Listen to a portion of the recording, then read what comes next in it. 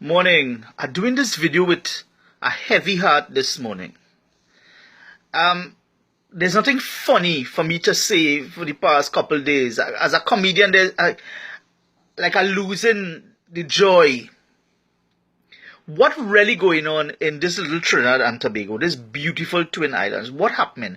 How have we arrived to the position we at now, where man killing man like nothing? You argue with a man, he pull out a gun and kill you. We killing people in front of police station, in front of churches. We killing people in front of children.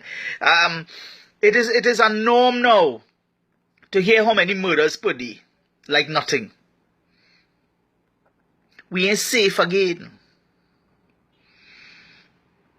You kiss your children in the morning and you send them to school, and you're not too sure that they're coming back home.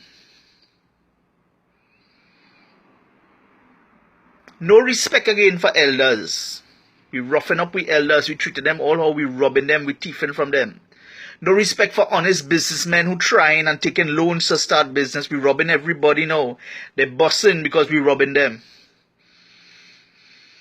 The honest man can't make a living again. Even if he poor and he trying to even work taxi and he on the road. We robbing them. We've reached the position that Trinidad and Tobago in chaos. And no answers, because if politicians had the answers, it would have been fixed. If the government had the answers, they would have fixed it already. If the church had the answer, they would have fixed it already. If we had the answers, we would have fixed it. But nobody seems to have the answer. Everybody complaining, everybody saying that the situation is bad, and yet nobody has the answer. I couldn't sleep last night, I lie down and I turning and twisting and I thinking about this child from Northeastern College that we buried yesterday. What really going on? What is happening? I could send my child to school and he would not come home then. People fearful. And everybody pointing fingers and blaming one another. Listen to me. Everybody pointing fingers and blaming one another. When the real problem is you and me. Me and you. We are to blame. You see, we are failures. All of us. Watch yourself in the mirror and tell yourself you're a failure. You're a failure as a father. You're a failure as a parent, as a mother. You're a failure as a teacher. You're a failure as a politician, as a pastor, as a villager, as a neighbor, as a church member. We fail. We are failures because we fail to love. We fail to stand up for the right thing. We fail. We are failures because we know the truth and we don't stand up for it. And that is why my country going to hell. My true little twin island that's supposed to be the best in the Caribbean. People afraid to come here on holidays again because we don't know how to control the blast itself. You see, them little bandits was children, All them bandits are running down people now and shooting people and killing people. Them was children, and we failed them because we did not instill in them the values and the truth and the righteousness and what to stand up for. So now we reaping because we fail.